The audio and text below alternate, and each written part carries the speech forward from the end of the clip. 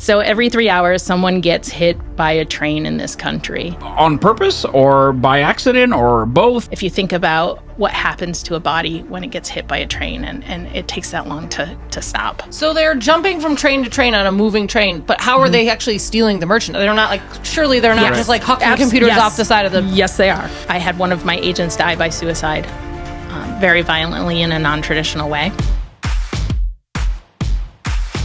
Man, we have a lot to talk about today. Nicole Ferry is here, our special guest, and she's a keynote speaker on resiliency and mental health and sort of everything that falls under that subject for first responders across the country. Thanks for having me. Yeah, no problem. Thanks for coming.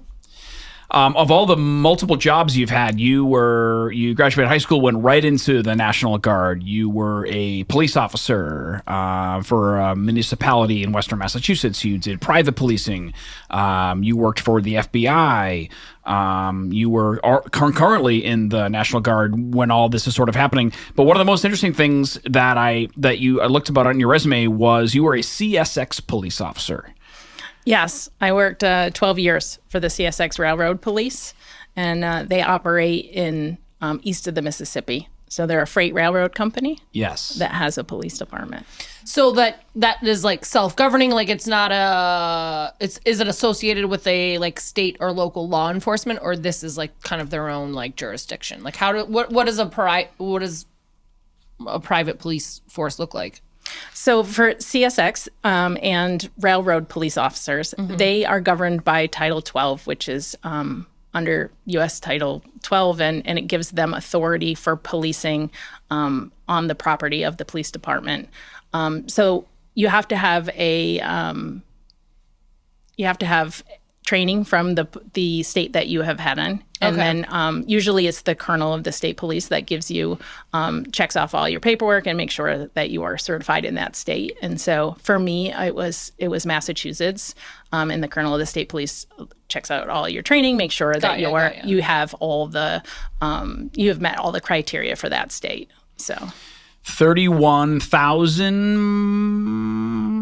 miles of track? No, that doesn't sound right. 3,100 miles of track. No, I think it was around 21,000, 22,000. In the last couple of years, they've purchased some more, and they may have sold some more as well. So they cover over 13,000 jurisdictions within their track, and so it's a lot of territory, a lot of towns and cities that they move through.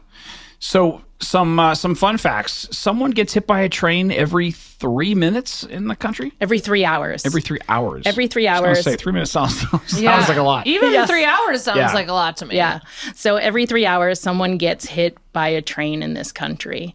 And so that could be... Isn't that wild? That is wild. Yeah, that could be them trespassing and they get hit on the railroad track, or they could be stuck on a rail crossing for multitude of different reasons. But yeah, someone every 3 hours is a staggering statistic. Yeah. So, okay, so on purpose or by accident or both, or what?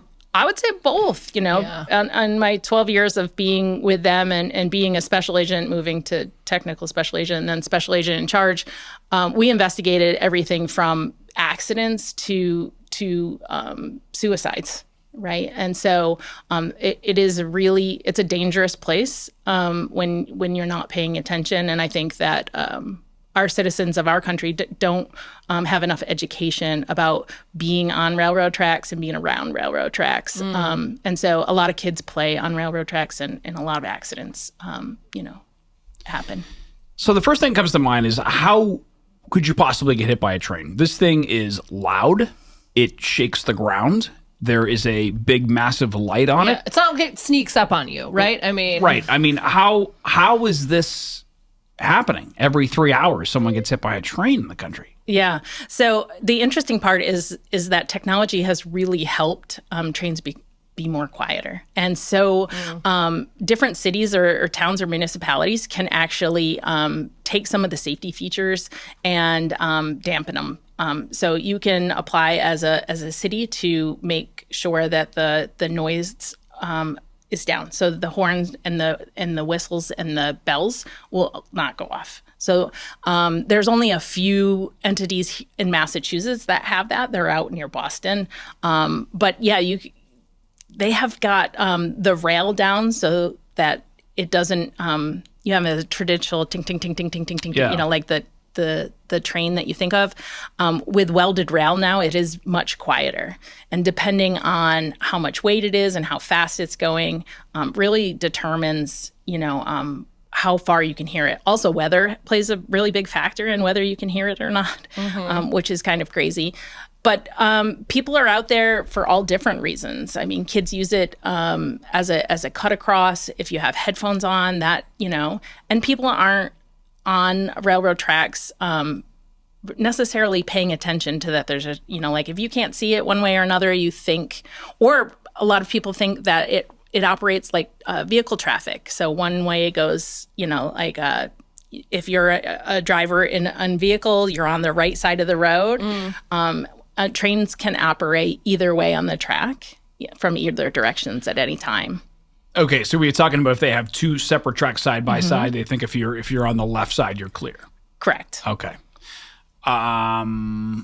When someone gets hit by a train, what does that look like? Now, is it like is it they get clipped and they get sort of spun around, or they're under the track, or they get thrown? Like, I mean, these are things that go through my head when you say, when I hear like in the news, someone got hit by a train. Yeah.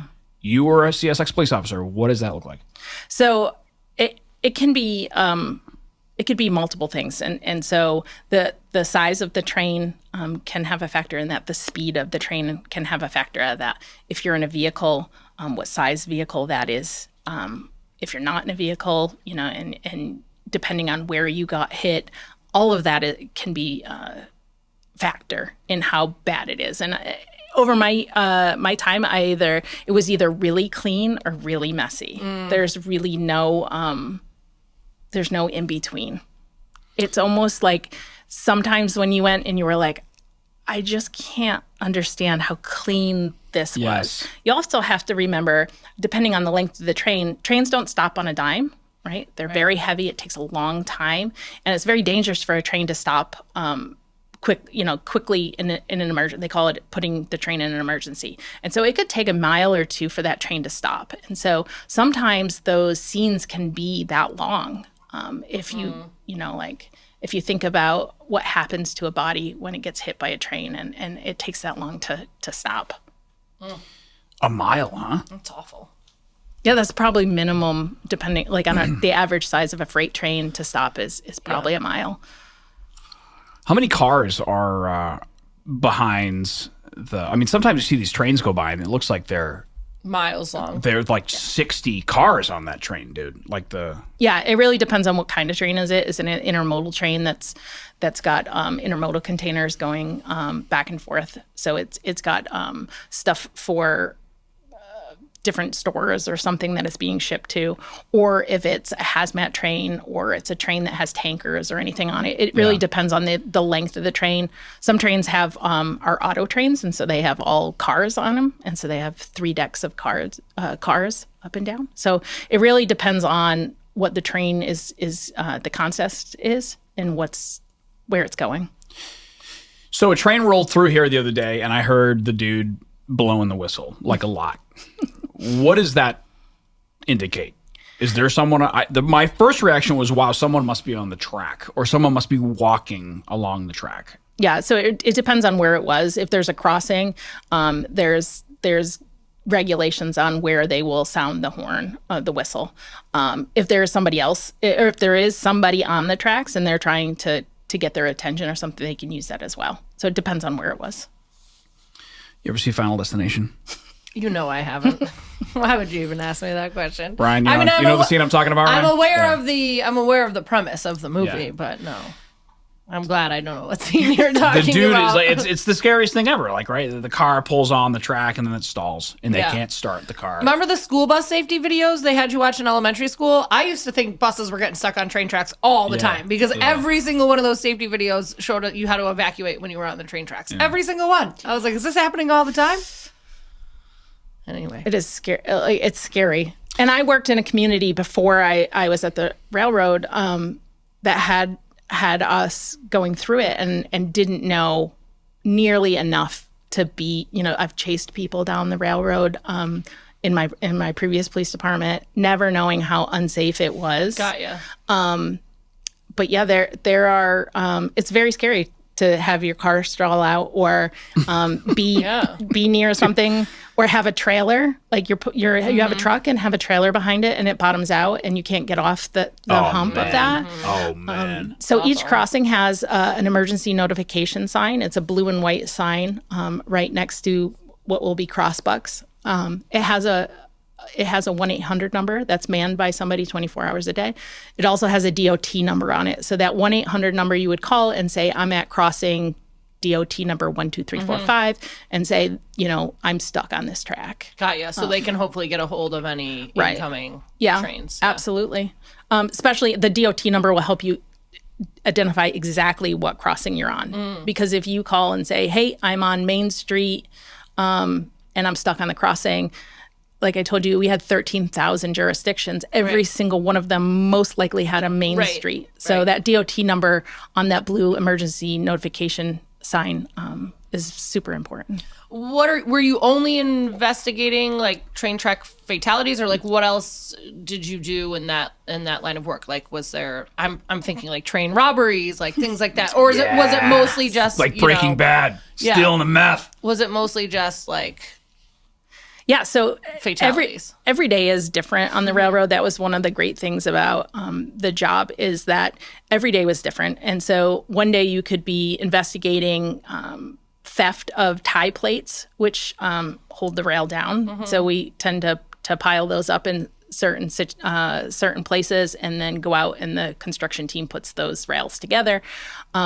That was worth money for scrap. And so people would steal that. So you might be investigating tie plate theft one day, or you could go on to investigate things such as theft from the actual cargo of the train. So everything you can think of, everything from Slater's Cup to your computer at some point touched railroad, whether it was in the plastic pieces that they made all the way down to, it probably was manufactured and shipped to the warehouse. So everything that we touch somehow has a tie back to rail. And so people, Amazon, UPS, all of those big major shippers use rail to offset costs. And so all of that becomes a target for theft at some point. And so you don't exactly know what you're getting, but it's almost like Christmas morning when you find one of those. In some of the bigger cities, Chicago, Atlanta, some of the cities in New Jersey, you have generational train thieves, right? Your grandfather did it, your father did it, you do it. And so those could be quite lucrative. If you got a container of TVs, you got a container of, computers. Yeah. And it's not like the movies where they're stealing it when the train is running. You'd be surprised on how good some of these, we worked with the Department of Homeland Security, and we had some FLIR footage of helicopters of them. I mean, these people are really good. Yeah. Some of them were at like 40 miles an hour and jumping from container to container on the FLIR footage. Again, when you've been doing this your whole life, things that I worked for the railroad and I would have never done, and it's not safe to do, but they were really good at. So they're jumping from train to train on a moving train, but how are they actually stealing the merchandise? They're not surely they're not just like hucking computers off the side of the... Yes, they are. Really? 100%. And then they have like another guy on the ground picking everything up. Highly organized, right? Some of them weren't. Yeah. But in those bigger cities where you were having that generational, yes. One person would be cutting the bolts. And then the next guy's pulling it out and throwing it to the side of the road. Some of you're going to have loss, some of it's going to be damaged. Sure. But a lot of it, they're really, it's highly sophisticated. So Never knew. The other part of the CSX police officer job you're telling me is about when the president of the United States comes to a certain geographical location. Your job is to what? Stop train service from going in and out of these areas? What Explain a little bit about that. Yeah, so when we had dignitaries in any of the high threat urban areas, which are usually major cities, if there were dignitaries there, we would shut down rail operations for a period of time to move those people through. And so if that was if they had to go through tunnels or over bridges, or making sure that things were out of the way, so that the Secret Service and other protection agencies could make sure that we had that stuff handled and either out of the area or that it wasn't moving. So it's easier to protect when it's stopped. Like what's dangerous about like hazmat stuff? It could be hazmat. It could be if you think of a couple giant stores sell chlorine, right, for pools. So they have a lot of small containers of chlorine in one giant container box.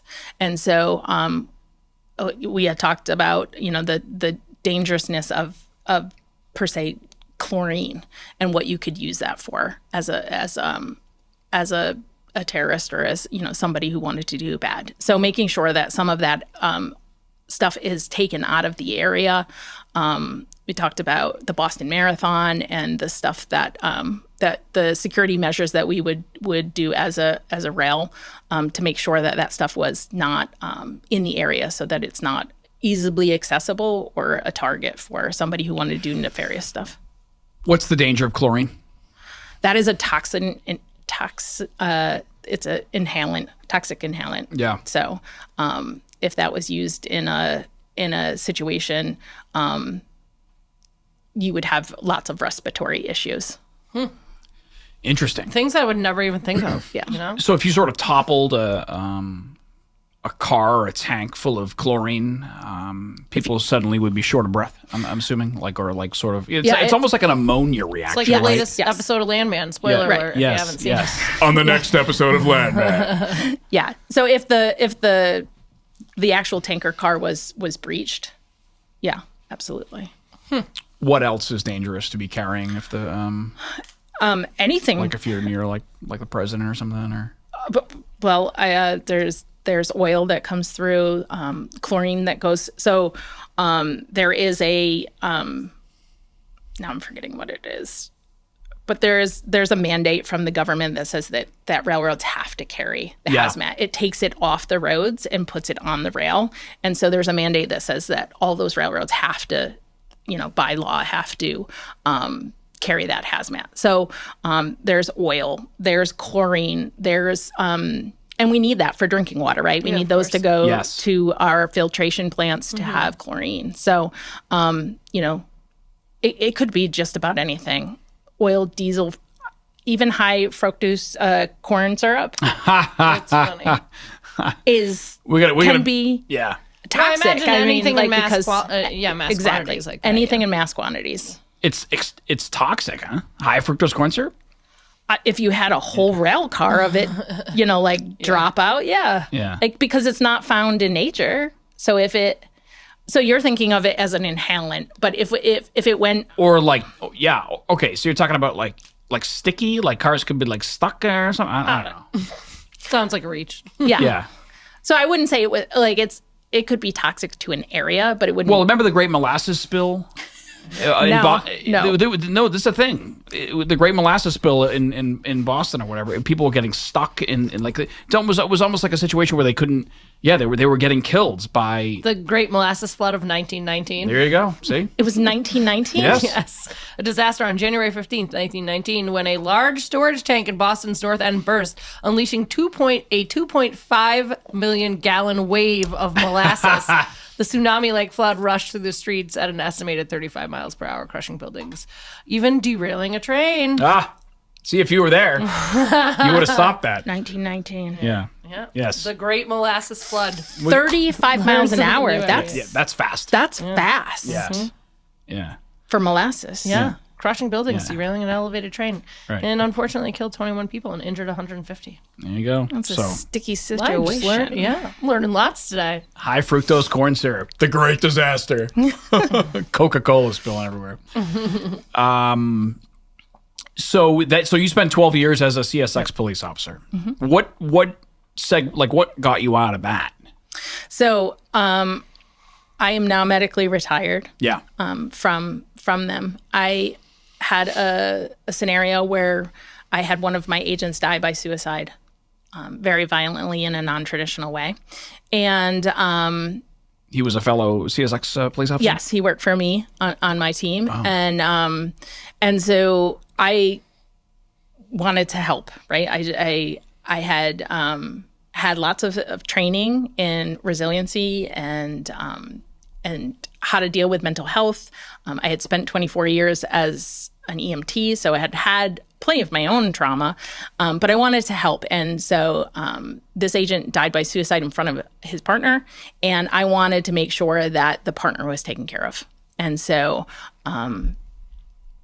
I left my home. I left my husband and my daughter and my son, and I moved to New Jersey where this occurred to make sure that I was taking care of all of the people, the agent's family and the partner's family, and then the department as a team, and then a bigger team. And so packed up, left, and went to New Jersey and stayed there for about a month. And after the suicide, there's a lot of things to do, right? We have a funeral, and it comes with a lot of purpose. I know that sounds funny for some people, but we have a suicide, we have to have a funeral. There's some set out things that have to be done, and it almost takes up your time because you can be busy with planning a funeral, making sure people are where they need to be and things like that. At the same time, I was getting counseling. I had a therapist, and so I said to the therapist, like, I don't think that the partner's doing very well. He's not eating, he's not sleeping, like he has nightmares. And she said, well, maybe, just maybe you should take him to an acute treatment center. And I was like, that's a great idea. Like, that's what leaders do. Like, I'm going to lead from the front. And I had all kinds of leadership training. I had gone to primary leadership development school for the National Guard as a sergeant school. I had been to Johns Hopkins to a leadership school there. I had been to the FBI, to the National Academy, which was 1% of the top law enforcement executive leaderships. And so I was like, that's what good leaders do. They bring their people to treatment.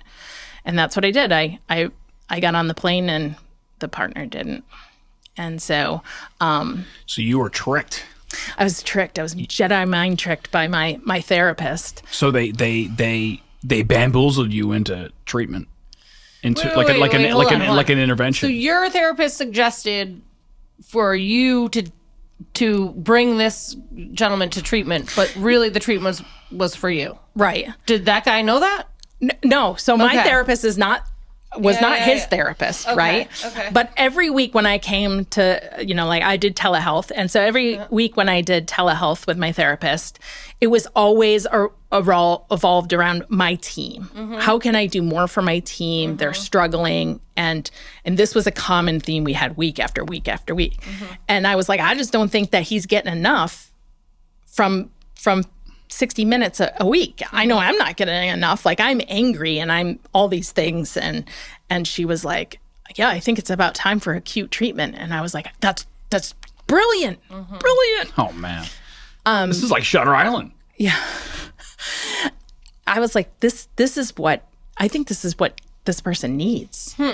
So I went back and I said, what do you think about acute like a treatment center? Like, and she had given me, like the nuts and bolts of it. It would be for first responders. It would be all first responders. It would be, about 2 weeks to 30 days. And the one we looked at a bunch of different treatment centers.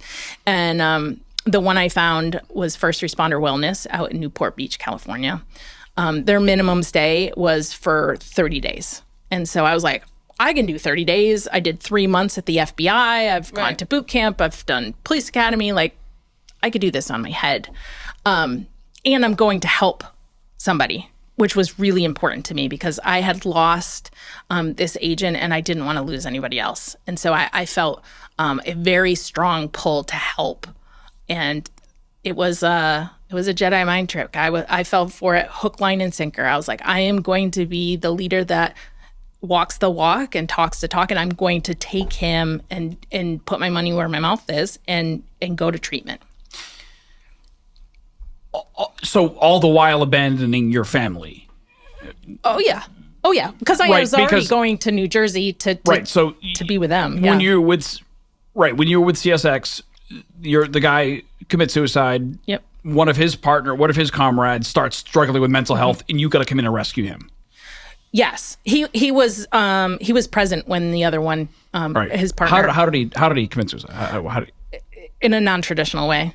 Gotcha. Your listeners don't need to hear that. Fair enough. Sure. Yeah. So were you struggling with your own mental health at this point? I was, right. So but unaware, like were you aware that you were? I would say I was aware of it, and so wasn't the therapist, right? Gotcha. But I was so hyper-focused on the team and the partner. Right. When I was telling her, he's not eating and he's not sleeping, I wasn't eating. I wasn't sleeping. So it was all projection. Even though it was happening to him. I was having nightmares. I was having night terrors. Like I hadn't cooked a meal in months. I hadn't done anything but my laundry, right? Because I needed my laundry because I needed to look like a leader. And so that was, so my laundry was clean. But other than that, like I hadn't cooked a meal for my kids. I hadn't cleaned the house. My body, physically, I was in shutdown. I was in a lot of chronic pain. I had a lot of GI issues. And so when I'm telling this to the therapist, like she knew exactly, she had my number, right? So I go to First Responder Wellness, and within 24 hours, I was like, oh, I messed up, right? Like I said, I do hard things, and I knew I could do 30 days, but maybe I messed up. Like this isn't, you're never going to find somebody who was in the National Guard. Then I went into policing, and I was an EMT, and then went into railroad. Like I thought I was a unicorn, but not in like the good rainbow and sprinkles kind of thing. Like you're just never going to find somebody that can understand me because I'm so odd, right? I'm so weird. Yeah. And within the first 24 hours, we had a group session, and I was there with all first responders, right? Police, fire, EMS, all the departments that had letters, like ATF, DEA, FBI, they all had people at this place. And within 24 hours, I was in a group session, and somebody described a situation, and it was me, right? He didn't look like me, but he sounded like me. He dressed like me. He was, and so I started to understand that maybe, the partner didn't come, like maybe I needed this, right? And so I started to lean in to all the different treatment modalities that they used, and that group session was one of them. We did all kinds of things though. So you didn't resist the treatment, obviously. I did not resist the treatment because at first I was like, I'm gonna get every tip, tactic, tool I can bring back. I'm gonna bring it back with me and save the people that are back at the department.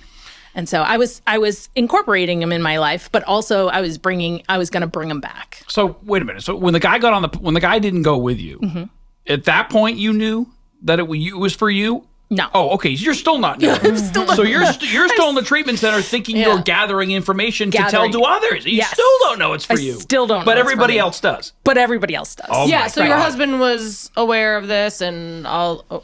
No. My poor husband. He wasn't aware of this? He thinks you're helping out the other guy? Yeah, essentially. I mean, because my husband is not a first responder. He works for the power company. He's a lineman. And and so I just said, hey, this is what I'm going. I moved to New Jersey to take care of them. Now I'm going out to California. I'll be there for 30 days, and then I'll be home, right? I can talk to you on the phone. So he thinks you're on work stuff. I mean, he knows I'm at a treatment center, but I told the family, this is what I'm going to do, right? I'm going to bring the partner. I'm going to get all these things. I'm going to bring them back. I'm going to save the rest of the department. Delusional. Right. So your husband wasn't saying anything to you like, Nicole, you're not acting right or anything like that when your CSX coworker killed himself? No, I think they were worried about me, absolutely, but didn't have. So this was an interesting thing because I never gave him the resources. Yeah. To be able to have those kinds of conversations, like. And I'm going to go out on a branch here and say that you're probably a highly motivated, I don't want to say hard-headed because I'm hard-headed, so don't take, you know what I mean? But a highly motivated kind of focus, like, nope, this is what I'm going to do. I'm going to do it. And you're not going to stop me from that, which is an amazing strength, that kind of determination. But if people are trying to help you, you might not maybe you wouldn't be the most open to receiving that. Absolutely. And there was really no conversation of like, hey, let's talk about this. It was like, right. I got this great idea. Yeah. I got this great idea. I'm going to go this is amazing. to California for 30 days. And I'm going to get all the latest and greatest things. I'm going to get them all and I'm going to bring them back and I'm going to save the world and I'm going to help these people and it's going to be great. And I'll see you in 30 days. Mm-hmm. Okay. And the whole time you're there for you. Yeah. I mean, well, at day 30, I think I'm going home. Right? I think I'm going home. Have you seen Shutter Island? This is what the guy thinks he's there to solve a crime, and he's there to get help, and nobody tells him. Neither of us have seen. Yeah, you're gonna have to write that down. Oh my god! Oh, it's fantastic. Write that down. Leo DiCaprio. It's a Scorsese movie. Anyway, good. So, at day 30, the clinical director of who happens to be my therapist at the treatment center says, you ready to go home? And I was like, yep, ready to go home. I got all this. I had copies of everything and a nice folder. Everything looked very neat. Yeah. And she said, are you about done leading yet? And I kind of sat back and I was like, oh, you must have seen my resume. Delusional. Delusional. Oh my God. You must have seen that I went to Johns Hopkins and I have a leadership thing and I went to the FBI and I went to there. You must have seen that. Yeah. I am so sick at this point. And she said, no, see, these people here, they might be addicted to alcohol or a substance. You're addicted to leadership. Anyway, excuse me, what? Yeah. And I was like, I have a TBI, so maybe I'm just processing this slower than the rest of it. I'm addicted to leadership. Like that's a thing. And she goes, I said, no, you don't understand. Like the people are all making their bed at treatment. Like they weren't making their bed before. Now they're making their bed because I made them and they're cleaning the dishes up out of the sink. And she says, Nicole, some of those people probably haven't ever like slept, never mind made their bed. Like they're in treatment. They're getting well. So even there, you weren't absorbing any of the information for yourself. No. You were still playing this role that you had obviously been accustomed to playing. Yes. This goes deep, dude. Yes. So this was my ability to control the things that I could control. Sure. And I did that with leadership. So it wasn't, and my body was shutting down because I would have turned to drugs or alcohol if I could have, right? I have, 26 years of law enforcement experience, but I have military trauma. I was a sexual assault investigator for kids and elderly.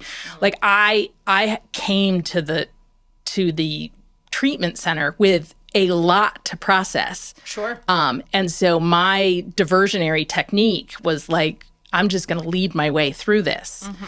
And then you don't have to worry about yourself if you're worried about everybody else. Right. Yeah. We don't have to, or I would serve up the suicide. I could talk all day long about the suicide at work because I lived that and it was gory enough to be able to check the box. Yeah. But I didn't want to talk to you about why I was so angry. Like I had so much rage and anger about what had happened and how it was handled because I had so much moral injury and moral betrayal that it was hard. So after 30 days and a good swift kick to the ass from the clinical psychologist, which she was phenomenal, she started digging a little deeper and didn't let me she'd call me on everything. And it was like, it almost felt like in a game that had a whistle. And it was just like, she kept blowing the whistle on everything. Yeah. And I really, she made me dig really deep. And so 30 days becomes 60 days, 60 days becomes 90 days, 90 days becomes 110 days. Ultimately, I spent 142 days in that trauma treatment facility. So 4.5 months. And what are you telling your family? At this point, like I called after the 30 days and was hey, John, I need some help. Well, yeah, and we were having, after 30 days, we started having somewhat like couples counseling, you know. So we would get on Zoom with him, with the therapist, and start to talk about some of that stuff. So we knew we extended out 30 days at a time. So that's how that kind of occurred, and that was a conversation we were having with him. So he knew what was going on. My larger family, no, we weren't talking about that. So Do you have kids? I do. I have a 23-year-old son and a 12-year-old daughter. Okay, so they know where you are. That they know where you are. Okay, gotcha. And they're probably like, yeah, mom's been through hell and back, so she's going on a little restcation. Yeah. And my son's 23. He was 21 at the time, 20 at the time. So we had a much more in-depth conversation about mental health and trauma and suicide and just, you know, how that all occurred. My daughter, that was a much more kid-driven, you know, like conversation about where mom was. They do have family week. So the family came out. My mom and my husband and my daughter came out for family week, and they get counseling during that time as well. So you get out. I get out. And then you put you on a medicine. So I get out and I do 4.5 months there. I have 6 months short-term disability. So I take the 6 months short-term disability, I go back to work, and the big wheel keeps on turning, right? Like the calls keep coming in. Where are you working at this point? CSX. Okay, so you leave treatment, you go back to CSX. Yep. How do you feel? Good? I feel invigorated because I have all these skills now, right? I've done a little bit of healing. I'm still working on it. I'm still in therapy. But I have a different view on things that I didn't have previously. But the work is still coming in. It's still pretty stressful. And it's pretty apparent to my medical team that my symptoms are coming back. And so the psychiatrist is like, hey, we need to take you back out of work. That in turn hits my long-term disability. And because of the way that the private policing works, that medically retires me. And I get spit out the back door and medically retired when I never went into treatment for myself. I went to help someone else. And now all of a sudden, 26 years and I'm done with my career. Yeah. I didn't have a Not plan. by choice. Not by choice. Yeah. So this puts me in a deep, dark depression, right? I am mourning the loss of a career that I loved. Yeah. Purpose that I loved, you know, the community, the connection that I loved. And so that depression was severe. At that time, they put me on Doxepin. So Doxepin was an antidepressant. And very quickly, I start to notice things that are kind of strange. And I notice them, like I have the 2020 version of like being able to go back and say, this looks funny, but at the time I didn't, right? The first morning I start to my eyes are really dry. And so I'm rubbing my eyes and first morning you took the first day on the medicine? First day on the medicine. Wow. Okay. My eyes are dry. And so I'm rubbing them. I'm also feeling tired, but you have to realize that I'm in a deep depression. So I feel tired anyways, right? The next day, my vision is starting to kind of get fuzzy on the outside. And again, I feel so exhausted. I'm getting my daughter to the bus, but then I'm going right back to bed. On the third day, I get a call from my sister very early in the morning. She's on her way to work, and so that's not she calls me early sometimes, but she was complaining about my nephews, and they were teenagers, and so there was a lot to complain about, right? They're teenagers. So I had a teenager, like there was a lot to complain about. And that morning, like I was just like, I can't hear this. And so she hung up on me, and I was like, not today, not today. So I call her back, and she was like, you're so selfish. And she, you know, like all you think about is you. And I was like, I start screaming. Now, I should tell you that when I was at therapy, I did scream therapy. I am a survivor of military sexual trauma, and scream therapy was something that I had done while I was in treatment. I can yell with military precision, but I cannot scream, right? And so that was something. That morning, the third day on the medicine, I'm screaming, and I hang up the phone on her. And I drop to the bathroom floor, and I am screaming and screaming, and then my alarm goes off. I had one thing to do every day, and that was to get my daughter to the bus stop. And so the alarm goes off, and I literally like wipe off the boogers on my face, and I was like, ding. Because I'm a police officer, I'm military. Time to get your one job done. One for the job day. done for the day. So I wipe the boogers off my face, and I just breathe in and say, you know what, I can't do this anymore. I can't. And I have a sense of resolution in that one moment. I get my daughter dressed. She's already dressed, but I get her in the car, and I get her up to the bus stop. And at the bus stop, I hug her and I kiss her, and I try to memorize like all the lines in her face. And I know that this is the last time I'm going to see her because I can't do this anymore. Wow. And so the bus pulls up behind us, and I tell her like one last time that I love you. And I watch her get out of the car, and she walks back to the bus, and I watch her walk up the stairs in my rearview mirror. And then she walks to the back of the bus, and I watch it all in the rearview mirror. And the bus like reverses and goes back and away, and I drive the 200 yards back to the house. And I'm sitting in the driveway, and I have like this audible, you know, like this exhale. Like I am so alone. Like not only am I alone because there's nobody else in the car with me, but like I have pushed away my friends, my family, my team. I'm medically retired. Nobody, like 911, like the calls keep coming in. Those people don't have time to reach out anymore. Like I am by myself. It's literally just me. My world is dark, and it's dark because I'm severely depressed, but I can't see anymore. Like my vision is so dark. Like literally, not like figuratively. Your world's getting dark. Like your actual vision. My actual vision. It looks like when you take a pair of binoculars and you flip them over and you look at them backwards, and it's just a long dark tunnel. That's what it looks like in my eyes at that time.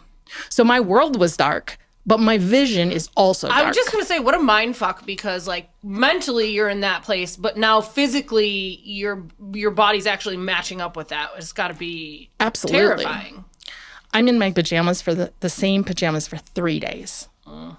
As a military person of like, oh man, like yeah. that is like, that was a big thing. I was in the same pajamas for 3 days. I felt like the level of exhaustion that I had on day 3, like I was being sucked to the core of the earth.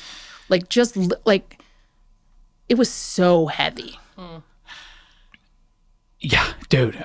So this is day 4 on the medicine? 3. All right. So now sometimes these medicines come with warnings, but it doesn't happen that quickly. So, I mean, at least I didn't think so anyway. So at this point, do you have any inclination to call your doctor and say, listen, I'm screwed up. Like I'm going down fast. No. And I'm so the weight of that was so the weight of it is so and I'm severely depressed, right? So I think that I'm just severely depressed, but I can't see. I'm alone. I have been alone. Yeah. Right. And but I feel somewhat of a weightlessness because I've made a decision, right? So I have some resolution because I'm like, I can't do this anymore. I'm being like, I am so exhausted, and I know that I'm going in the house to kill myself, right? That's what I'm going to do, right? Like you have a plan. That audible like exhale was, I have a plan. I'll look, like I go to grab the door handle because I'm going in to kill myself, and I see a flash of white in my rearview mirror. And that flash of white is just enough to confuse me. And I say, like, it's like, I get the German Shepherd, like, it's just enough to confuse me. And it's my husband's truck. And my husband comes running up to the vehicle, and my sister had called him. Because when I was talking to my sister, I said, I have just spent the last 3 MFing days trying not to kill myself, and you call me selfish. And that's when I start screaming. She had called my husband, and he had come home. Screaming, the scream therapy? No. Okay. I couldn't, screaming was, I couldn't scream. But on this morning, I could scream. I screamed and screamed and At screamed. your sister? At my sister, and then I hung up the phone on her and just continued to scream. Yeah. I mean, it sounds like you had just hit a breaking point. Yes, absolutely. So my husband gets me out of the car. We go inside, and I dropped to the floor and I screamed some more. And this is about the time that, like, I realized that I haven't allowed him access to my medical team, right? I was like, I got this. Don't worry about this. Oh, man. Yeah. Don't you worry about this, right? So going through my phone to find my medical team, because a lot of my stuff is telehealth, right? And trying to figure out what did I take, because I was on so many medications at the time. It was determined that I was having a medical side effect to the Doxepin. What else were you on besides Doxepin? At that time, I was on temazepam, which was a sleep medication. I was on Prozocin, which was a nightmare medicine. I was on the Doxepin. I had just come off of Wellbutrin. I mean, I was on a cocktail of different things. Yeah. And so it was determined that I would eventually go blind if I had continued to take that, because it was affecting my optic nerve. Unbelievable. And so it damaged, my vision did come back. I had to be medically monitored. Well, they titrated me back off the medicine because I couldn't just go cold turkey. So I had to be medically monitored as they brought me off of Doxepin, and then the residual, like, now I have to have my optic nerve tested like every 6 months now, just to make sure that it hasn't gone, like the damage hasn't gotten any worse. And so, but that was really a breaking point. He was less than 5 minutes from finding me dead. Right. I mean, the timing of it. Unreal. I mean, I think serendipitous is too positive, so that's the wrong word. But like, just, a matter of minutes could have. Yeah, absolutely. And you were convinced, huh? Like, there was no ability. And like I had said, like, I was the person who taught the mental health and resiliency for the department and for other departments. Like, I'm the person who they go to when they are this way, right? Yeah. I did the peer support team and things. And so I didn't have the ability or the foresight to say, hey, I need to call the doctor. Hey, I need to call the therapist. Hey, I need to call 988, text. Those decisions were gone for me. I didn't even have the ability or self-awareness to know how bad it was, other than I had resolution because I had a plan, and it was like, I can't do this anymore. And it was almost a weightlessness that a decision had been made. Are you religious, spiritual? I'm spiritual, yeah. Where did you think you were going, so to speak? I didn't even have, like, I think I was so medicated that I didn't, I didn't have, I think normally if I had suicidal ideation of, like, I wonder what it would be like to drive into a tree. Yeah. Or if I, I wasn't concerned on how I was going to be found, which was profound to me because I had responded to so many suicides over the years, and the effect that had left on me as a survivor of all that. I didn't have the ability. I was almost so numb that that was not even a thing that I could calculate out. Like, hey, my daughter's going to be the first one to walk through that door, Right. and she's going to be what does that do? I didn't have that ability. Wow. Which was is a crazy. That's so profound, dude. Yeah. That's just too real. Do you, and I guess you would never know, do you credit that to the medication, or do you think it was just the perfect storm of where you're mental? Like, did you have suicidal thoughts or idealizations before you got on this, what's it called? Doxepin? Yeah. So I would say I had some, what I think is normal. For someone who's suffering been through severe that. depression and trauma. And I've been bit 13 times by black widow spiders. I spent 8 years in the military. I'm a survivor of military sexual trauma. I was a sexual assault investigator. Right. I like did you've human been through it, and you've have survived everything. I have survived 4.5 months of treatment.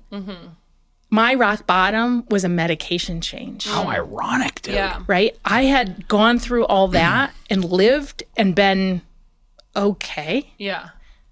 This took all decision making. Like, I didn't have any awareness. I was so numb. It was like not that I didn't care. I didn't even have the ability to make a decision of care or not care. It's very strange. So you were going to end your life by firearm? Yes. And you had one in the house and it was loaded? Yes. Wow. Well, I mean, it wasn't loaded, but I had the means to do all that. Yeah. Why not like pills? I'm just trying to get inside. I mean, I know you sort of. Again, that's something I can't answer. Yeah. More that I was on so many things. I don't think that it never even crossed my mind for pills.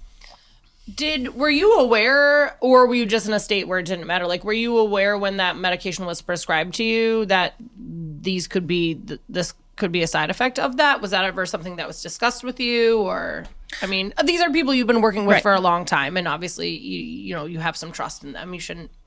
Right. So I would say that, again, you become numb to the medications that, at least I was. I was numb to the medications that I was on as far as side effects and things. I say that because every time you turn on the TV, there is another medication, and the side effect is suicidal ideation. It was yep. So if you go to the pharmacy, and now I don't even go to the pharmacy, it gets shipped to my house, right? So I don't see a pharmacist. There's nobody that checks off, so to speak. Express Scripts just sends it to the house, right? And so you don't even have to sign the little line that says you want to talk to a pharmacist. I decline counseling. Right. So to say, was I aware of that? I mean, I was an EMT. I've seen people overdose on different medications. I've seen suicides. I've seen accidental overdoses. I've seen all that. It just was not on my radar that this is what was going to do it. Yeah, of course. I had also taken GeneSight, which is a DNA test to see what my body metabolized for psych meds, and this was a psych med that I had been tested up against the metabolism, and it was a green. It was a go drug that it was safe for you, or your body would respond well to it. Correct. Okay. So it wasn't something. Yeah, it's called GeneSight. But because you and I were talking about this previously, because normally you're just a guinea pig with psych meds. You're like, all right, let's find one that works. Right. Like, pretty much like, there's a lot of trial and error. And I have an orthostatic intolerance, so it's called POTS. A lot of people after COVID have this now. It's I've had it for 20 years, but I take a low pressor. I take a beta blocker. And I'm very sensitive to medications. That's why we went with this GeneSight, so we could see. So I wasn't the guinea pig. We weren't playing Russian roulette with my psych meds. And so I thought that this was a green med. I metabolized it well, and that there shouldn't have been a problem. Again, I'm severely depressed at the time. So the exhaustion, that checks the box. Yeah.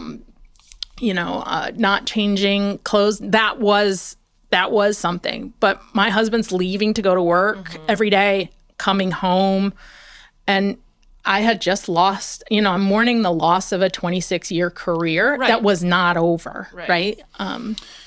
When your husband came home, was the gun on the table? No. Did you tell him what was going to happen? You told him, holy shit, thank God you came home and saved me? No, I was like, just screaming. Gotcha. I'm screaming. So you're, so at this point, it is like my guns are locked up. They are all legally stored. But I had the means of going in and getting it and finishing it very quickly. And he was, at the time where he was working for the power company, he shouldn't have been able to get home in time. So that was another strange, weird thing that was like, how did, afterwards when we look at all these things and say, hey, your optic nerve, like you couldn't see, you were going blind, the level of exhaustion that you were feeling, all these things. And he made it home, like in the nick of time, literally. And then I had these weird things like, there was a lot to do with the rearview mirror, right? I watched my daughter walk up the stairs in the rearview mirror, and there's a flash of white. That's his truck. Like there are a lot of things that I look back now and go that that was interesting. Yeah. Yeah. God wants you here. Yeah. Yep. We've got more work to do. Yeah. Yeah. One door closes and the other one opens up. And this kind of launched you into this world of public speaking and sharing your story. Yeah, absolutely. So our suicide at our department happens in May of 2022.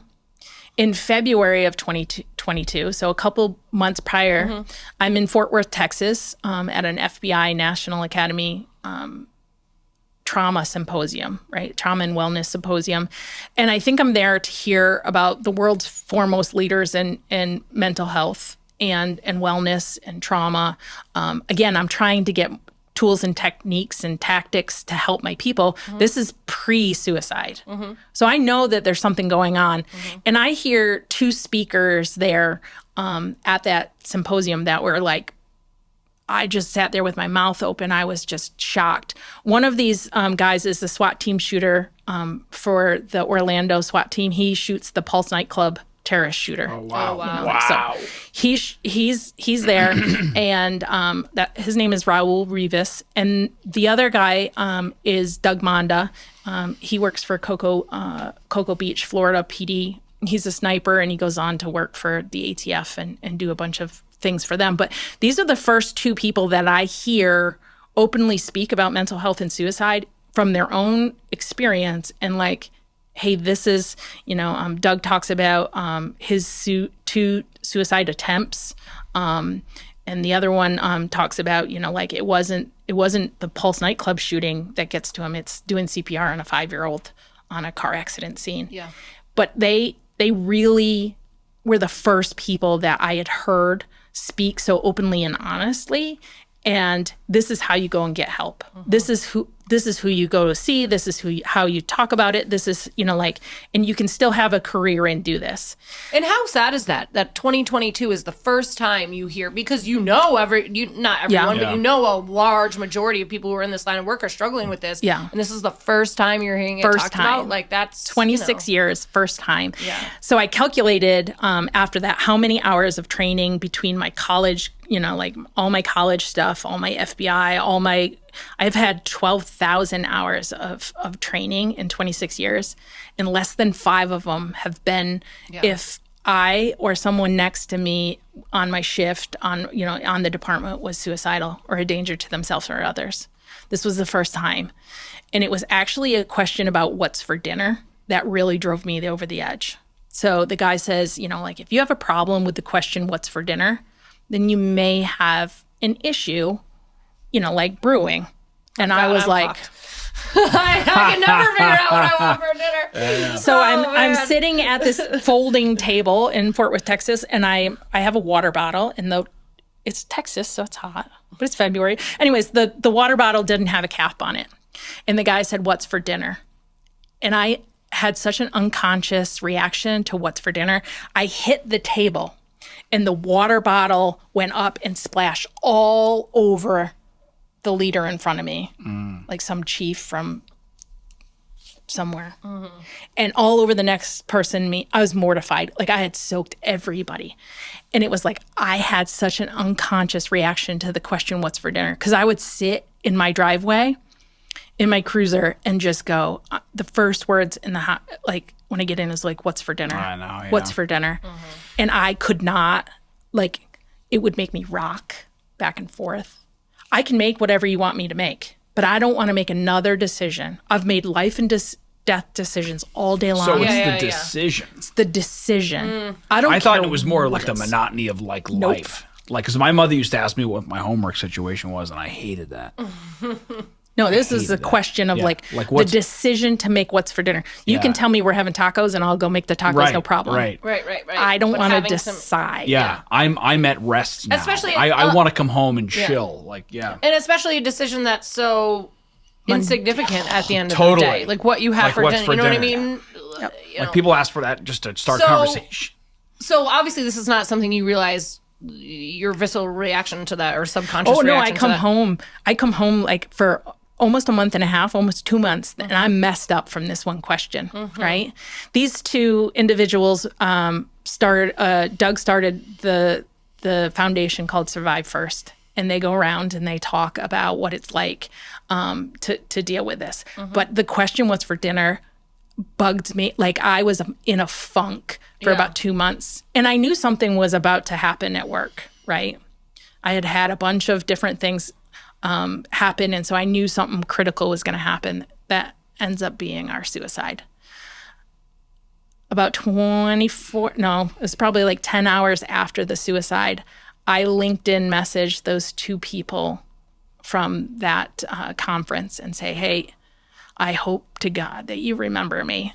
I'm Nicole Ferry. I have to be the only special agent in charge from the railroad that's a female that you met in Texas. Like, please remember me. Like, we had a suicide and I need help. I don't need help. I needed help for the department. Of course. Yeah. And they go on, he calls me right away and was like, hey girl, we got you. And we go on to provide, we bring them in and they give a training to the whole department and everything. But they go on, they help me get the culturally competent therapist, which is the one who voodoo mind tricked me, into going to therapy. But she, the therapist is great. I still see her to this day. But those two people were the first honest people that I had heard speak about mental health and suicide so freeing, like so vulnerable.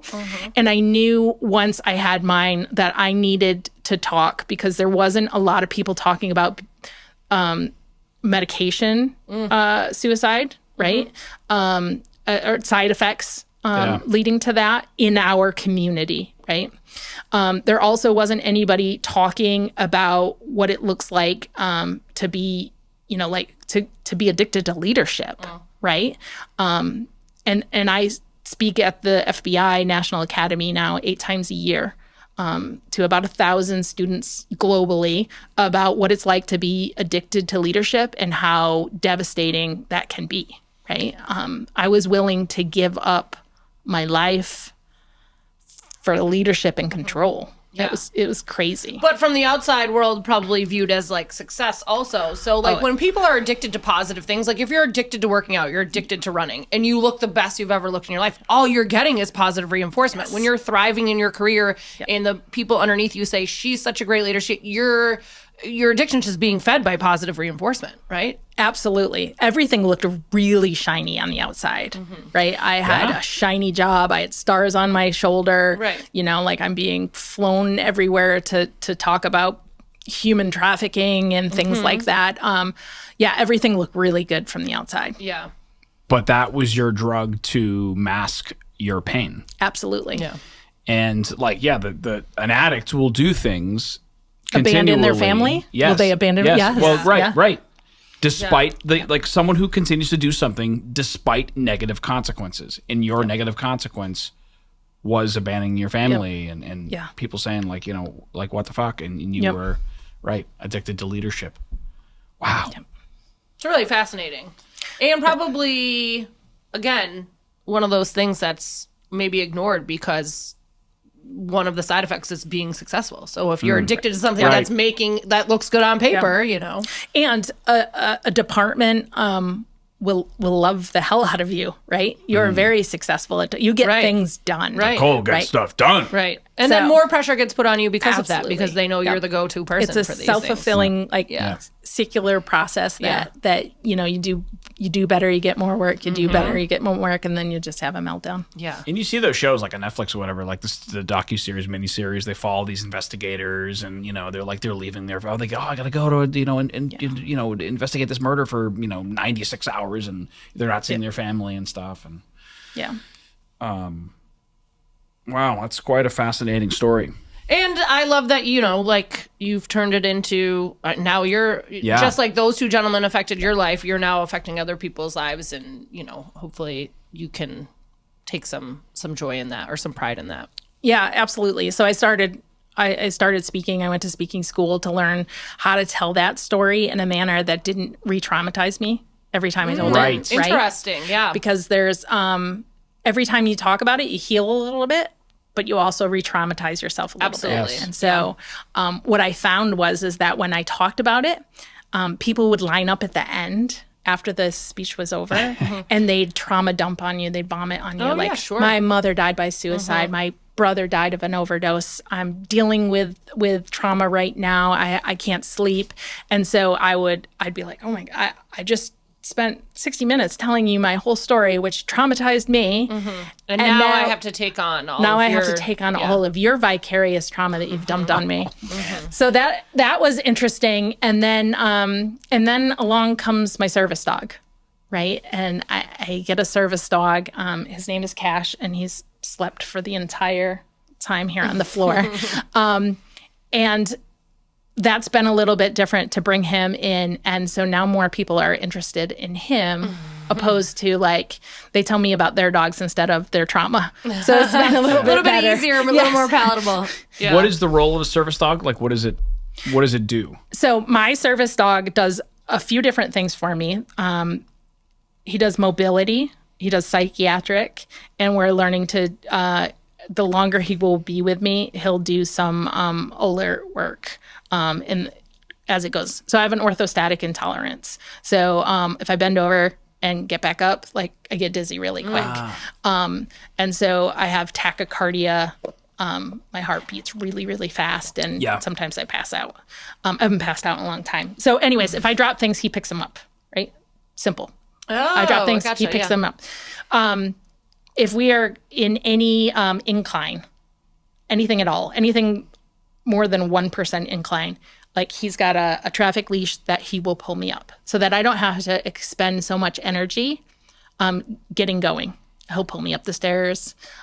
He's never pulled me down the stairs yet. Let's not go on that. So he also does some behavior recognition. So we broke down all my panic attacks because I was starting to have panic attacks, and those were debilitating. And so my panic attacks start with me rubbing my hands like this. So the dog trainers taught him to when I start to rub my hands and it starts to get really aggressive, he'll come up in between my legs and break my hands apart. So it'll break that chain of the panic attack up. Are you on medication now? Yes. And that seems to be obviously working well. So after the Doxepin, we had to go back to zero. I was gonna say, are you gunshot? I mean, maybe that's wrong. Yeah. You know what I mean? Are Yes. you Yes, hesitant it was to take? very hard to test out a medication and go, all right, well, you told me this was good. Right. I was diagnosed with treatment-resistant depression, right? So we had tried a bunch of different antidepressant medications. They didn't work. I ended up getting into Mass General, and I did 5.5 months of ketamine in their treatment depression clinic. And how was? That's a whole other show. That's a whole other show. Really? Yeah, it was interesting because I wanted to do trauma work. So I wanted to go in and rework the things that were bothering me so much about some of my stuff, my military sexual trauma stuff. I had some phobias that were related to that. I wanted to work that. They're a treatment depression or resistant depression clinic. So they want to get you at a high dose. And I wanted a little bit of a dose so I could do some work in between there. And they weren't set up to do exactly. So they just wanted to blast you? Essentially, yes. And you wanted to I wanted low dose. toggle and then talk. Yeah. Yes. Gotcha. So the problem, I wouldn't say the problem, I knew this going in, is that the integration piece wasn't there. I wanted ketamine-assisted psychotherapy. Yes. And theirs is not a psychotherapy thing. So there's nobody sitting there with you to kind of process some of that trauma. Interesting. So it was a miscommunication on both of our parts of that. I ended up going to California for the ketamine-assisted psychotherapy, and it was amazing. It was pivotal in my healing journey. Interesting. Really? Yep. So, like, you attribute that, like, because how do you feel, like, right now? Pretty good? I feel all right now. I feel like I could be a whole lot better. I feel like I could be a whole lot worse. I know what rock bottom is, and I'm not there. Yeah. But I know that there's a big window for improvement too. And so this time of year tends to be hard. Yeah. Right? August is a really hard time for me. May is and December.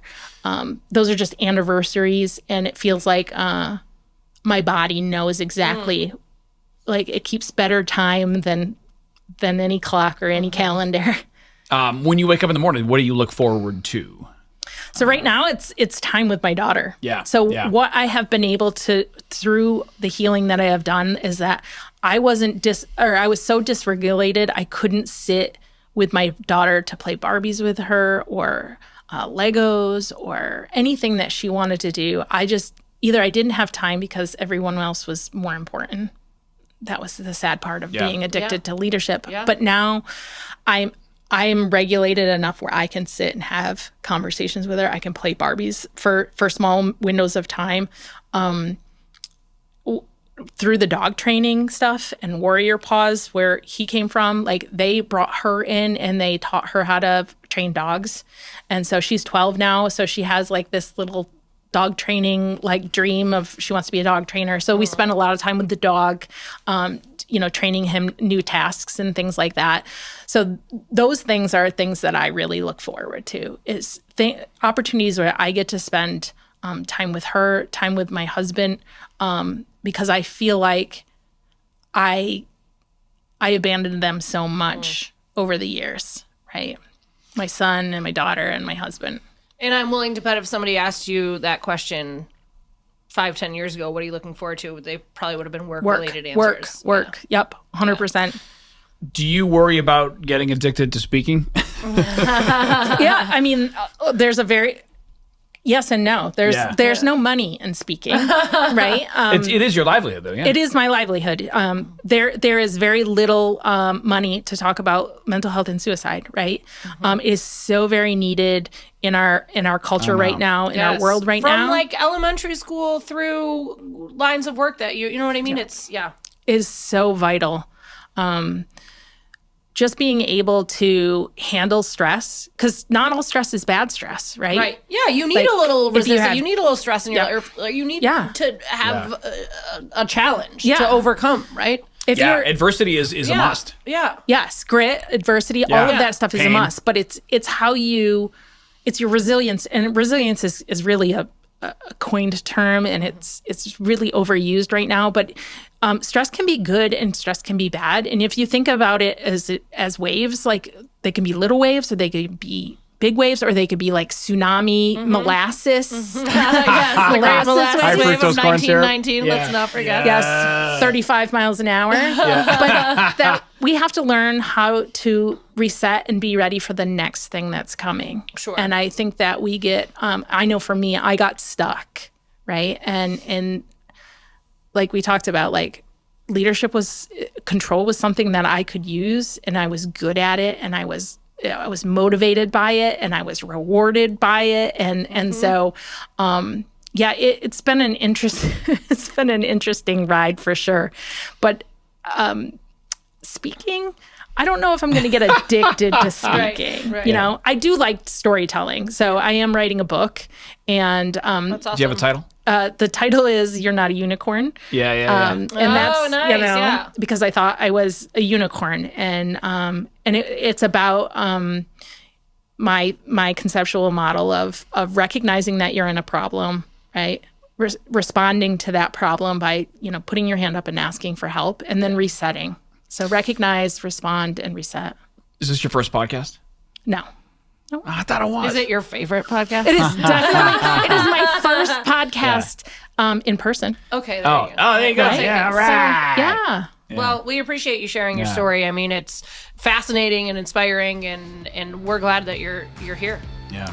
Yeah. Thank you so much. Nicole Ferry, everybody. Yeah, appreciate it. Yeah. Thank you.